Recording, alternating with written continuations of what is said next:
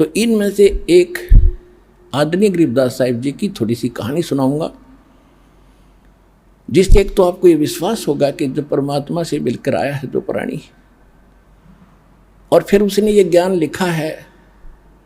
हम 3 दिन लगातार पाठी इस ग्रंथ को पढ़ते हैं गरीबदास साहिब जी को, जो भगवान ने ज्ञान दिया कबीर साहब ने। और परमात्मा ने 600 वर्ष पहले कबीर भगवान ने अपनी अमर वाणी लिखवा भी दिया, धर्मदास जी को बता भी दिया। कबीर सागर में कबीर वाणी चैप्टर है, उसके 136 और 137 पृष्ठ पे, जिसमें 12 पंथों का ज्ञान दिया है। काल ने कहा था 12 पंथ करूं मैं साजा, नाम तुम्हारा ले करूं आवाजा। और 12 पंथ नाम जो ले ही सो मेरे मुख आन समोही, और अनेक पंथ चलाऊं या विद जीवों को भरमाऊं। 12 तो ये गिनती के हैं। उसके बाद ये राधा स्वामी पंथ, धनधन गुरु सतगुरु पंथ, निरंकारी पंथ, रिया सारा अमर साधु सुधान शिवाड़े, ये कृपालु कृपुल के सारे काल के पंथ हैं। और विशेषकर जो राधा स्वामी पंथ है, एक सतलोक के गुण गावें, सचखंड सतपुरुष बतावें, इन्हें कह का पता नहीं। तो उसमें परमात्मा ने कहा कि संवत 1774 हुई, वो गलती से 75 प्रिंट है वहां पर। ता दिन प्रेम प्रगटे जग सोई। संवत 1774 में मेरी प्यारी आत्मा का जन्म होगा, गरीबदास जी का। वो बर्म पंथ का प्रवर्तक होगा और मेरी वाणी का प्राकट्य होगा, मेरी वाणी को वो प्रगट होगा। बर्म पंथ प्रगट हो वाणी, शब्द हमारे का निर्णय ठानी।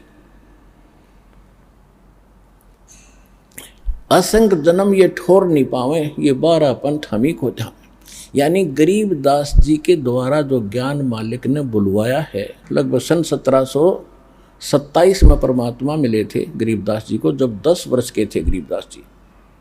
और 3 वर्ष के बाद सन 1730 में गोपाल दास, जब गरीबदास जी 13 वर्ष के हो गए, गोपाल दास नाम के संत जो दादू पंथी थे, उन्होंने लिखा था और गरीबदास जी ने बोला था अपना अनुभव जो भगवान ने उनको वाणी दी थी। तो कबीर परमात्मा ने कहा कि बार में पंथ प्रगट हो वाणी, मेरी महिमा की पुण्य वाणी फिर प्रगट होगी। क्यों? क्योंकि ये 12 पंथ जो चलेंगे गरीबदास से पहले 11 जो हैं, उनमें काल के दूत कबीर पंथ में प्रवेश कर गए। उन्होंने कबीर प्रवेश की अमृतवाणी में काट छांट करके और कुछ रख ली, बाकी छोड़ छाड़ दिया, उसमें फेर बदल कर दिया। ये करना ही था, काल ने करवाना था। जैसे हम आरती करते हैं रोजाना, कबीर साहब की आरती है जो शुरू में 5 आरती हैं शुरू की, कबीर साहब की। वो कबीर सागर में नहीं, ना किसी हमने देखी किसी प्रचलित वर्तमान की किसी कबीर वाणी में, कबीर साखी में, कबीर दोहालियों में कहीं नहीं है। और ये उस मूल ग्रंथ में थी जो गरीबदास जी के समय वो कुछ थोड़ी बहुत सुरक्षित थी, उनमें से लेकर। और गरीबदास जी ने अपने भी अमर आरती एक अलग से भी बनाई है भगवान की दया से। तो वो इस प्रकार इन्होंने खांट-छांट करनी थी, उसकी पूर्ति के लिए गरीबदास जी के द्वारा अपनी महिमा पुनः प्रगट करवाई। और फिर बता के बारहवें पंथ फिर हम ही चलावें। जब 12वां पंथ चल चुकेगा और वो भी फिर ज्ञान नहीं समझ पाओगे उस अमरवाणी का जो गरीबदास साहिब जी के द्वारा परमात्मा ने प्रगट करवाई थी, कहते उसको समझाने के लिए फिर हम ही आएंगे और सब पंथों को मिटाकर एक पंथ चलाएंगे। परमात्मा ने आए तो ये दास भेज दिया पुण्यात्माओं उस काम को करने के लिए।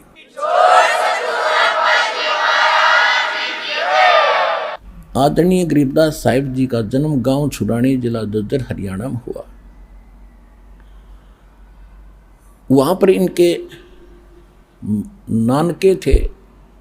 इनकी माता जी का कोई भाई नहीं था, जिस कारण से गरीबदास जी के पूज्य पिता श्री बलराम जी धनखड़ गांव करोथा के रहने वाले थे, जहां अपना आश्रम है। और वो वहाँ छुड़ानी के अंदर वो घर जमाई के रूप में रहा करते थे। उनके गरीबदास जी के नाना जी के जमीन बहुत गड़ी थी, लगभग 1300-1400 एकड़ जमीन थी। 1400 एकड़। किसान थे, जाट थे, और तो वहीं रहा कर रहने लग गए थे। वहीं पर गरीबदास जी का 12 वर्ष रहते हो गए थे तब जन्म हुआ था। जब 10 वर्ष के गरीबदास जी हुए, खेतों में गौवें चराने के लिए जाया करते थे। पहले ऐसे ही यही अपने दैनिक कार्य जिसके परंपरागत जो व्यवसाय होते थे वही करते थे। श्री कृष्ण जी भी गायें चराया करते थे और उनके दूध को, बच्चों को बेचकर अपना निर्वाह किया करते थे। ऐसे गरीबदास जी के वहाँ अपनी जमीन बहुत घनी, 1400 एकड़, 2500 बीघा, बड़ा बीघा होता था, जो जिससे 5 बीघे से 1 एकड़ बनता वर्तमान का। तो उस समय वो बीघा इन बीघों के 4.25 बीघे का 1 बीघा होता था, 4.25 यानी लगभग किला ही हो जाता था, 1.25 बीघा कम। तो इस प्रकार वो 2500 के बीघे के 1400 एकड़ बन जाते हैं, 1350। इतनी जमीन थी और वो जंगल में पशु चराया करते थे, गौओं के साथ पाली जाते थे, 10 वर्ष के बालक थे। अब कहते गोता मारूं स्वर्ग में जा बैठूं पाताल, गरीबदास ढूंढता फिरूं अपने हीरे मोती लाल। और जैसे परमात्मा का विधान दास ने भी बताया, वेद में प्रमाणित करते हैं कि वो वहाँ से सह शरीर आते हैं, अच्छी आत्माओं को मिलते हैं। तो गांव छुडानी के खेतों में, जंगल में अपने ही यानी खेतों में गौ चरा रहे थे। और छुडानी से एक कबलाना गांव है, सीमा लगती है। कबलाना गांव झज्जर से बहादुरगढ़ रोड के ऊपर मेन रोड पे है, और छुडानी गांव जो है उस मेन रोड से 1.5-2 किलोमीटर हट के अंदर है। एक दुल्हेड़ा गांव से सीधी रोड जाती है, कबलाना से भी अब बाद में निकली है एक रोड, छुडानी जाती है। तो कबलाना से छुडानी गांव को एक कच्चा रास्ता जाता था, उसी पर सड़क बन गई। अब उस कच्चे रास्ते पर गरीबदास साहब जी गौ चरा रहे थे। ये सन 1727 और संवत 1784 फाल्गुन सुदी द्वादशी, यानी फाल्गुन उतरते की द्वादशी, चांदनी द्वादशी, दिन के लगभग 10 बजे परमात्मा सतलोक से आकर उतरे। एक जिंदा महात्मा का रूप बनाकर कलयुग में ये जिंदा महात्मा के रूप में सभी महापुरुषों से मिले। और ऐसे रास्ते रास्ते आते दिखाई दिए थोड़ी दूरी से। तो पहले साधु संतों के प्रति एक विशेष आस्था श्रद्धा प्रत्येक की होती थी। सभी ने देखा महात्मा आ रहे हैं, तो जितने भी और 8-10 बड़े पाली थे, गरीबदास सबसे छोटे थे, 10 वर्ष के एज में, कोई 30 वर्ष का, कोई 20 वर्ष का, कोई 50 वर्ष के, और बड़े बड़े भी थे। वो सभी खाना खा रहे थे एक जांडी के पेड़ के नीचे बैठ के। तो परमात्मा आते दिखाई दिए। संत तो सभी ने कहा महाराज आओ आओ महाराज, बैठो, भोजन पाओ भोजन पाओ। सभी ने आदर सत्कार से, वो तो आए इसीलिए थे, वो बैठ गए। फिर कहा जी भोजन पाओ। परमात्मा ने कहा कि भोजन तो मैं भाई खा के आया हूँ अपने गांव से। उन्होंने पूछा आपका गांव कहाँ है? कि हमारा गांव सतलोक है। कितनी दूर है यहाँ से? परमात्मा ने कहा 16 शंख कोस की दूरी पे। अब बच्चों ने सोचा 16 कोस दूर होगा, क्योंकि आपस में इतने परिचित होते नहीं थे उस समय, कन्वेंस ठीक नहीं था। तो वह बात तो भूल भाल गए। महाराज भोजन खाओ। भाई भोजन नहीं खाऊं तो महाराज जी दूध तो पीना ही पड़ेगा, हम ऐसे नहीं जाने देते अपने अतिथि को, हमें पाप लगेगा। परमात्मा बोले भाई ठीक है, दूध पिलाना है तो मैं कवारी गायों का दूध पीता हूँ, जिसका बैल ने टच भी ना कराया हो। तो जो बड़े बुजुर्ग थे, बड़े मैच्योर से थे पाली, वो कहने लगे बाबा जी आपकी दूध पीने की नीत को नहीं, आप तो मजाक करते हो। अब गरीबदास जी छोटे बालक थे, 10 वर्ष के, कहने लगे महाराज जी देखो ये गाय है छोटी सी कंवारी, दूध पीना छोड़ रखा इसने, और ये कैसे दूध देवेगी? परमात्मा बोले दूध निकालने का कोई बर्तन है? हाँ जी एक बरोला है, जैसे पानी पीने का या लस्सी का ले जाते तो मांझ धो के साफ करो, कर दिया। और कहा कि बछिया के नीचे पकड़ कर बैठ, बच्चे सतन के नीचे रख ले, दूध निकलेगा इसमें। अब बालक था गरीब, और औरों को तो जच नहीं रही थी। बच्चा मजाक देखने खातर देखो क्या होगा, पकड़ के बैठ गए गरीबदास जी गाय की लेवटी के नीचे, सतनों के नीचे कर लिया। परमात्मा कबीर साहब खड़े हुए, बच्चिया के हाथ थपथपी मारी कमर पे। उसी समय लंबे लंबे सतन हो गए, दूध की धार बंध गई और बर्तन भर के अपने आप रुक गई। बोलो कबीर भगवान की जय हो।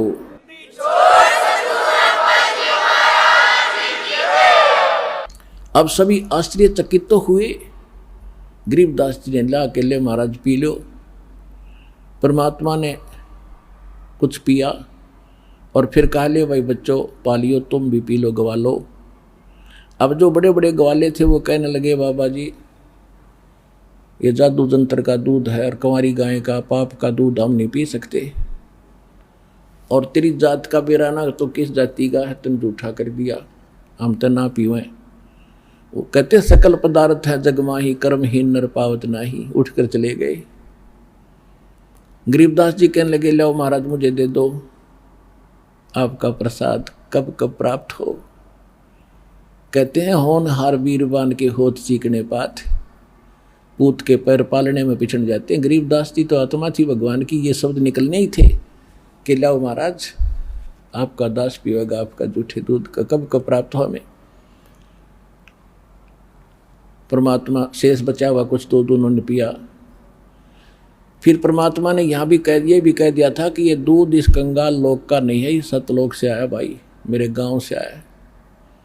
लेकिन उसमें मोटी बुद्धि के लोग थे, उनका कहाँ समझ में आओ थी ये बात कि बाबा जी बकवाद करे, जादू जंत्र है, कोई जादूगर दिखाई देता है। वो चले गए। फिर गरीबदास जी को काफ़ी ज्ञान समझाया, गरीबदास जी के इधर प्रबल प्रेरणा हुई।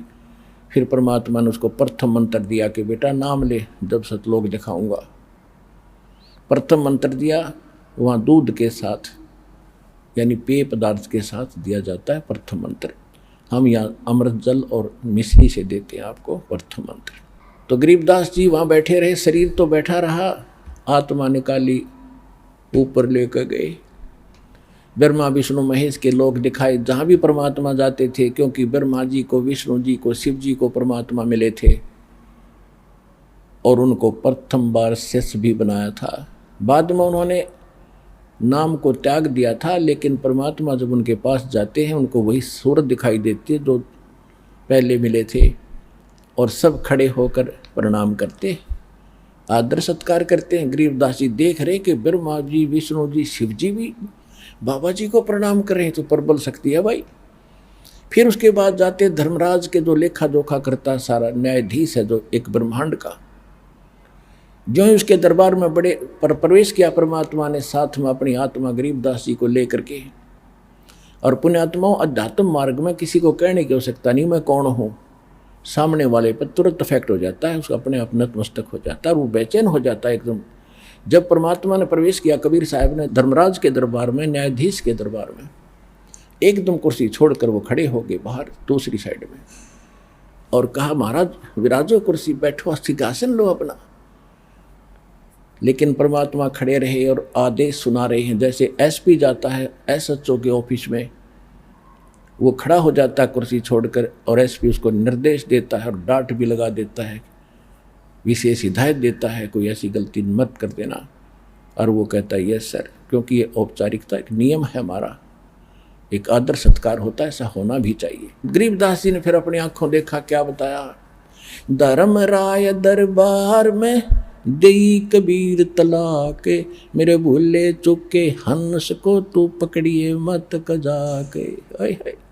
जिस न्यायाधीश के सामने ब्रह्मा विष्णु महेश कांपे और उनको परमात्मा कजाक कह रहा, कजाक ए नालायक, कजाक माने नालायक, ए नालायक, मेरे भगत को जिसने मेरा नाम ले रखा हो, मेरे परम संत से, उसको छेड़ मत देना।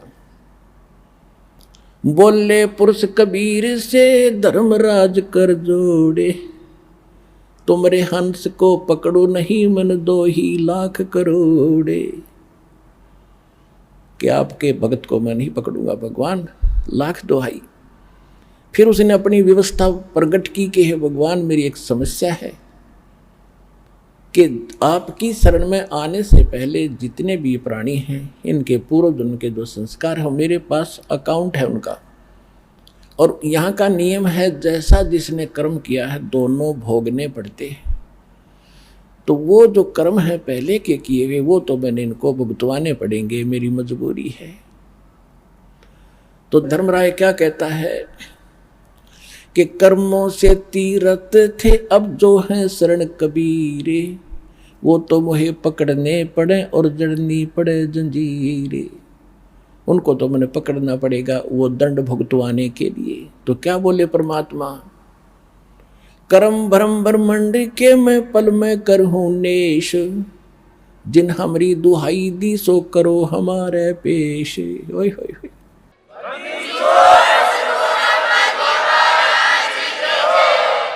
कि जो भी तैने इनको मूर्ख बना के ये पाप करवाए तूने करवाए हैं। और ऐसी ऐसी सरकार जैसी या काल की सरकार ऐसी यहाँ की सरकार है। एक तरफ तो ठेका खोल देंगे, शराब खोल दी, पियो छक्के, और फिर कहते हैं न शराब पी का हाउ लड़ करा इसको अंदर कर दो, और शराब पी कर रामायण बांचेगा, हाउ लड़े करेगा तो अकल देखो इनकी।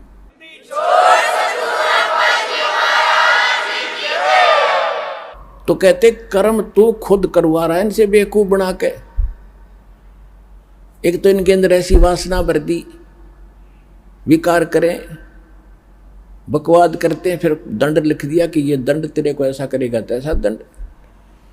तो कहते परमात्मा कि कर्म भ्रम ब्रह्मंड के मैं पल में कर नेस, और जिन हमारी दुहाई दी सो करो हमारे पेश। कहते जो तेरे कर्म तेरे कागजों में लिखे हैं मेरे पास ले आना। परमात्मा का प्रत्येक ब्रह्मांड के अंदर एक अलग से राजदूत भवन है।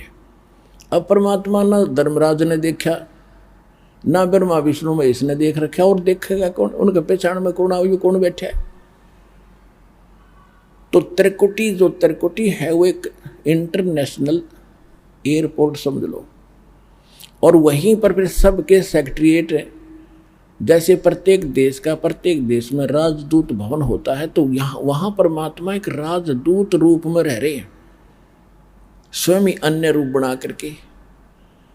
और कहा कि जैसे कोई देश किसी देश का नागरिक है दूसरे देश में रहता है, उसको कोई दिक्कत आती है तो राजदूत भवन वाला कहता भी हमारे नागरिक को तो हम मेरे पास लेना, पहले हम पूरी जानकारी करेंगे फिर तुम कुछ एक्शन लेना।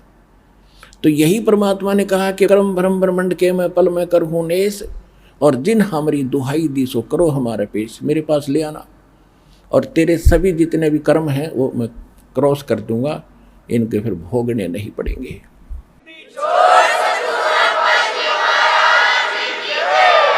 और परमात्मा भी अपनी अमर वाणी में कहते हैं, जब ही सतनाम हृदय धरो और भयो पाप को नाश, जैसे चिंगारी अग्नि की वही पड़े पुराने घास।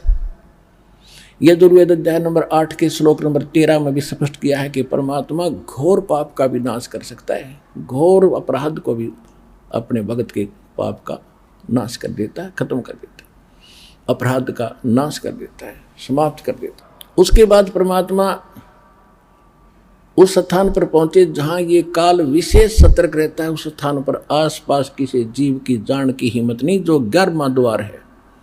अभी तक 10वां द्वार इसका ऊपर गाटा जोड़ रखा था। और एक जम्मू के अंदर है रांजड़ी में मधु परमहंस फौजी, उसका कितने 11वां को द्वार का पता लग गया किसी वाणी में कबीर साहिब की। वो ने छाती को टैक, मैंने सबसे अंतिम वस्तु मिल गई, आज तक किसी को नहीं पता 11वां द्वार बता, यही बात है, हल्दी की गांठ से पंसारी बन जाता है कभी। 11वां द्वार तो वो है जहां 21 ब्रह्मांड का अंड होता है, आगे अक्षर पुरुष के लोक में प्रवेश करना होता है, और उस द्वार के ऊपर ये काल स्वयं बैठा है। किसी पर विश्वास नहीं करता है, कोई इधर निकल नहीं जा, एक भी प्राणी नहीं जाना चाहिए, इसने इतना गजब का जुगाड़ जोड़ रखे। अब जब परमात्मा गरीबदास जी को लेकर जा रहे थे, सामने देखा विकराल चेहरा उसका ओरिजिनल रूप में बैठा है वहां पर। उसकी शक्ल देख ले तो कलेजा फट जाए आदमी का, ऐसी है इसकी ओरिजिनल शक्ल। यदि इसके ऊपर कवर डाल के आता, कहीं पर मां बन के खड़ा हो जाए, कहीं विष्णु जी कहीं शिव जी का रूप बना लेता है। तो गरीबदास जी ने देखा कि सामने एक भूत सा बैठा है, लंबे लंबे दांत, ओछा माथा, और उसने भी देखा ये कौन आ रहे हैं, वो भी उकसा। तो परमात्मा ने कहा, बेटा ये 21 ब्रह्मांड का काल मालिक है, ये काल है, और ब्रह्मा विष्णु महेश का बाप है। अब इसने ये द्वार है ना, ये रोक रखा है, यहाँ से किसी को नहीं जाने देता, यहाँ स्वयं बैठता आकर के। और देखना मेरे पास एक सतनाम है, उसका मंत्र जाप करूंगा श्वास से, और ये ऐसे झुक जाएगा। जैसे फनपति मंत्र सुन रखे फण सकोरे, ऐसे बीरा मेरे सतनाम से ये काल लवे मुंह मोड़े।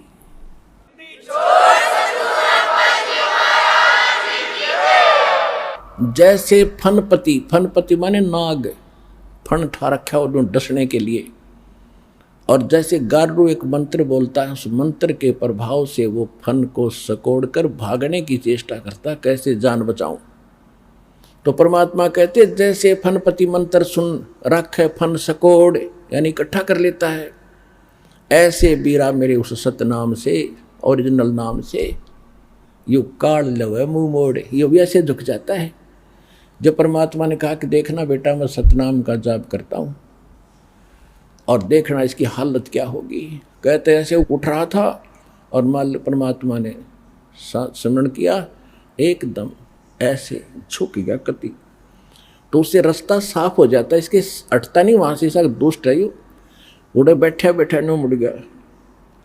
कहते इसके सिर पे पैर रख के दोनों जने कहा जा बेटा इसके ऊपर गए, और जब आगे 11वां द्वार पार किया, ये यहाँ बनाओ बात तो समाधि ला के मूर्ख बना रखे, ये कहाँ जाएंगे, 10वां द्वार पार नहीं कर सकते ये लोग।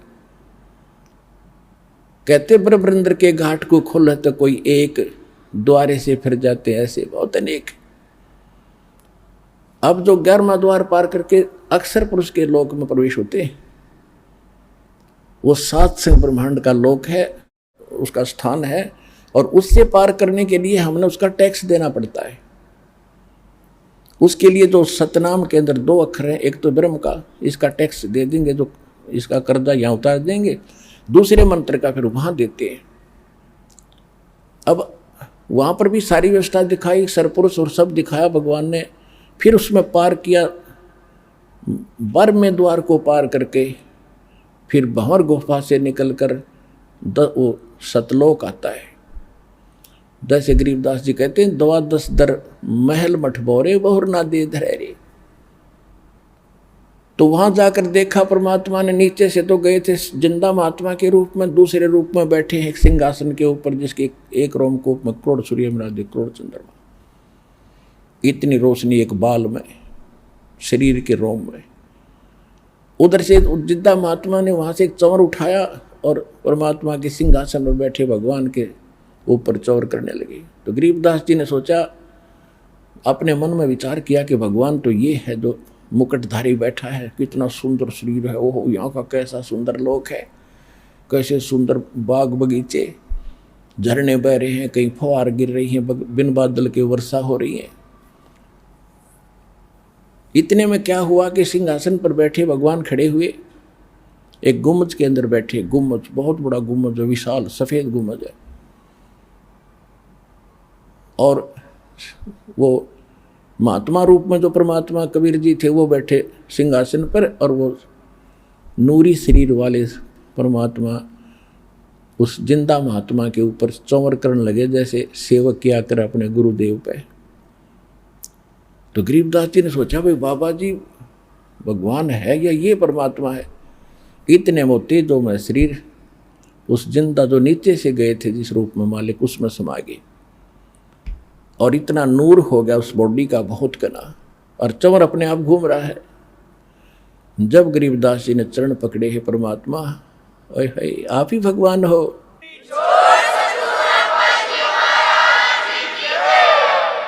तब परमेश्वर ने बताया कि बेटा मैं 120 वर्ष तक बनारस में कबीर जुलाहा नाम से रहा हूँ, और मुझे कोई पहचान नहीं पाया, क्योंकि मेरे बारे में कोई बताने वाला नहीं था।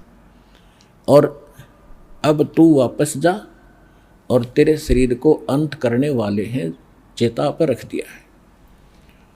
उधर से गरीबदास जी को मृत जानकर शाम के समय 5-6 बजे सी उन्हें संभाला, 4-5 बजे सी आकर के पालियों ने देखो तो कहाँ है कि गरीबदास जी बैठे हैं, पहले आवाज़ लगाई, नहीं उठे तो पकड़ के हिलाया कि भगत जी खड़ा हो ले, भगत बन गया। वो गिर गए, मृत जानकर दो पाली गांव में भागे आए। जिसको भी पता, छोटा सा गांव था, एक बहुत बड़े लैंड लॉर्ड का इकलौता पुत्र, और उसकी मृत्यु हो जाए, गांव में करलाट मच गया, माता पिता बेहोश हो गए। फिर भी गांव के लोग दौड़ दाड़ कराए, उसको ले गए, घर ले आए, फिर चिता पर रख दिया। उधर से गरीबदास जी कहते, भगवान मान नहीं जाता उस गंदे लोक में, मुझे यहीं रख लो दाता। परमात्मा ने कहा, बेटा ऐसे नहीं बनेगी बात, आप जाओ।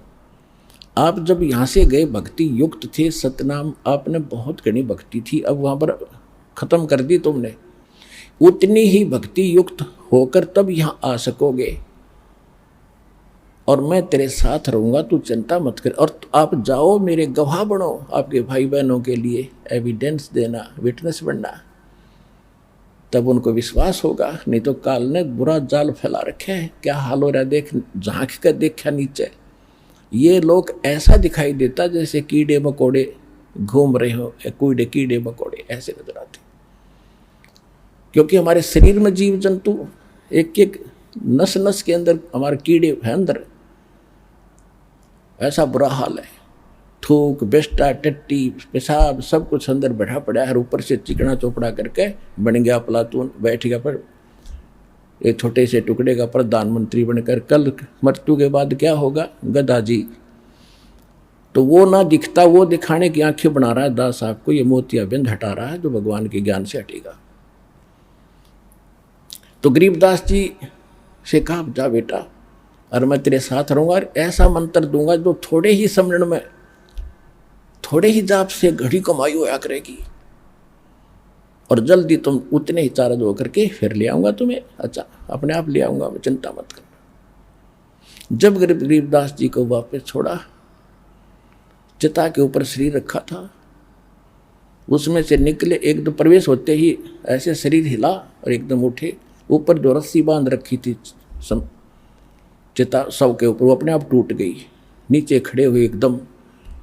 अब वैसे तो गरीबदास जी सोचते स्वप्न होगा, और वहाँ हाहाकार मच रही, कुल सारे गांव के लोग इकट्ठे, और चिता में तैयारी कर रखी अग्नि लाने की। जब उसको यकीन हुआ सचमुच में कहीं भगवान के साथ गया था, अब वहाँ सब ने खुशी की लहर दौड़ गई, लड़का जीवित हो गया, लड़का जीवित हो गया, क्या बात कही। लेकिन वो या वाणी बोलने लगे, सिंपल बात भूल गए सारी। कोई पूछे कहाँ गए थे, कहाँ है भगवान, तो वाणी के द्वारा उत्तर देते, पर पट्टन पर लोके है जहाँ अदली सतगुरु सारे, भक्ति हेत से उतरे पाया हम दीदारे। अलल पंख अनुराग है सुन मंडल रथीरे, दास गरीब उधारिया मोय सतगुरु मिले कबीर। अजब नगर में ले गए हमको सतगुरु आने, जल के बिंब अगाध गति वहाँ सूते चादर तान। अब यह भाषा गांव वाले नहीं समझे, उनने सोचा जंतर मंत्र के दूध ने पी का यो लड़का पागल हो गया, हे भगवान शुक्र है जीवित तो हो गया। तो गरीबदास जी को पागल कहने लगे, बावड़िया, पागल बावड़ा। और ये सोचा गांव वालों ने भी कोई बात ना है बेटी, क्योंकि उस गांव की बेटी थी उसकी माता, कि यह बेटी पागल जैसा भी बेटा है, पागल है जैसा है, इसको देख के अपना जीवन निर्वाह कर लेगी, ना तो यह मर जाती रो रो के। जब 3 वर्ष बीत गए, 13 साल के गरीबदास जी हो गए, ऐसे ही सब पागल कहने लगे, बावड़िया कहने लगे भगवान को। एक दादू पंथी गोपाल दास नाम के संत थे जो दादू जी के पंथ से थे, और दादू जी को भी परमात्मा मिले थे, ऐसे जैसे गरीबदास जी को मिले, ऐसे नानक जी को मिले, ऐसे धर्मदास जी को मिले, मुल्कदास जी को मिले, गीसा दास जी को मिले थे, न्यू मिले थे जिंदा महात्मा के रूप में। तो वो वाणी का मर्मज था, समझता था संतों की महिमा को। और वहाँ उनका कोई सेवक था, उसमें वो ऐसे 2 वर्ष 3 वर्ष में चक्कर लाया करता था। छुडानी में आके उस भगत के अपने सेवक के वहाँ वो गोपाल दास रुका, तो सेवक ने कहा, महाराज एक बाबा जी ने कोई जादू जंत्र का दूध बछिया का निकाल के हमारे एक चौधरी के बच्चे को पिला दिया, और वो पागल हो गया। उस दिन के बाद वो तो मर गया था, दोबारा भगवान ने दया करी, जीवित हो गया। उठ जीवित होने के बाद पागल है, पागलों वाली बातें करता है। और संत की विद्या संत ही काट सकते हैं। आप कृपा करो, कुछ दया कर दे तो बहुत अच्छा हो जाएगा, जीवन सुधर जाएगा बालक का। अब जो जितना जादू जंत्र जाना है, जंत्र मंत्र सभी सोचते हैं मैं श्रेष्ठ हूं। उसने कहा बुलाओ। वो लड़का वहां लाया गया, उसके नाना जी भी साथ थे, गांव के और बुजुर्ग भी साथ आ गए। तो गोपाल दास ने पूछा कि बेटा कौन था जिसने तेरा जीवन बर्बाद कर दिया? तब गरीबदास ने कहा कि बाबा जी, गोपाल दास जी, मेरा जीवन बर्बाद नहीं आबाद कर दिया। हम सुल्तानी नानक तारे दादू को उपदेश दिया, जात जुलाहा भेद न पाया वो काशी महे कबीर हुआ। होय होय कि मेरा उद्धार किया। अब्राहिम सुल्तान अदम मुसलमान बादशाह को वही मिले थे, नानक जी को बेई नदी पर वही मिले थे जिंदा महात्मा के रूप में, और दादू जी को भी वही मिले थे, और मेरा भी कल्याण उसी ने किया। हम सुल्तानी नानक तारे दादू को उपदेश दिया, जात जुलाहा भेद न पाया वो काशी महे कबीर हुआ। अनंत कोट ब्रह्मंड का एक रति नहीं भारे, सतगुरु पुरुष कबीर हैं ये कुल के सिरजनहारे। अजब नगर में ले गए हमको सतगुरु आने, जल के बिंब अगाध गति वहां सूते चादर ताड़े। अब गोपाल दास के खटक लागी, इधर गजब की वाणी बोल रहा है। खड़ा होकर वो 65 साल का वृद्ध एक 13 साल के बालक के आगे कहने लगा, महाराज ये अमृतवाणी लिखवा दो, कलयुग के जीवों का उद्धार करेगी। अब जो रोग कटवाने जा रहे थे बूढ़े बुजुर्ग, उन्होंने सोचा भाई इस बच्चे में तो को बड़ी ये बला है। बाबा जी का भी असर हो गया, यो भी इसके आगे हाथ जोड़ के इसकी बोली बोलने लग गया। आए थे इसे ठीक कराने के लिए। तब उसने कहा गोपाल दास ने, करे गांव वाले यू बावड़ा नहीं है, बावड़े तो तुम हो जो इसकी अमृतवाणी को समझ नहीं पा रहे। पर वो कहाँ कलावती। गरीबदास जी चल पड़े, गोपाल दास पीछे पीछे। तो गांव वालों ने सोचे बाबा पागल हो गया। गोपाल दास ऐसे 2-3 दिन आग्रह करता रहा। तब उसने गरीबदास जी ने कहा, देखो गोपाल दास जी, अगर आप पूरी वाणी लिखो तो मैं लिखवाऊं, ना बोलूं को नहीं। गोपाल दास ने कहा, जी मैं घर से कति फारिग हूं, बच्चे त्याग कर मैं विराग ले रखा है, संन्यास। 2 रोटी आपके घर खाऊंगा, आपकी पूरी वाणी लिखूंगा, मैं ये विश्व आपको प्रतिज्ञा करता हूं। तो गरीबदास जी के नाना जी का एक बड़ बेरी का बाग था, उसमें जंडी का पेड़ था। जंडी के पेड़ उधर ज्यादा होते थे, ऐसा ही मारू सा क्षेत्र था। उसके नीचे बैठकर गरीबदास जी बोला करते थे, दादू पंथी वो गोपाल दास लिखा करते थे। लगभग 8-9 महीने बल्कि 1 वर्ष तक वो लेखन कार्य हुआ। उसके बाद फिर भी जगह जगह वाणी बोली, वो भी लिखी गई। गोपाल दास काफी संग किया गोपाल दास उनके साथ कई वर्षों तक। तो वो वाणी जो लिखी गई हस्तलिखित आज प्रिंट हो चुकी है, जिसका हम पाठ करते हैं, जिसका भी भोग लगा भगवान की वाणी को। वो इतना मोटा ग्रंथ है जिसके अंदर 24,000 वाणियां हैं। 3 दिन लगातार कंटिन्यू पढ़ते हैं जब पूर्ण होता है। एक विचार, एक तो ये विश्वसनीय बातें आपको हो कि आम आदमी कहता है कि आप ऐसी दृढ़ता से कह रहे हो जैसे भगवान से मिलकर आया हो, यानी भगवान से मिलकर आया हुआ आदमी साची कहा करे। तो गरीबदास जी भगवान से मिलकर आए हुए थे और परमात्मा का दिया हुआ ज्ञान उन्होंने बोला और लिखवाया। दूसरी बात ये, कोई डूम बाट के गीत नहीं, किसी ने अपने लालच लोभ में खाने कमाने के लिए मांगने के लिए कोई बात बना ली हो।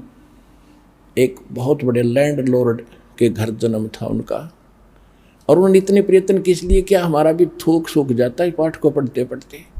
और उस महापुरुष ने किस उद्देश्य से इतना प्रयत्न किया, गर्मी सर्दी देखी नहीं, हमारे लिए लिखवाएंगे।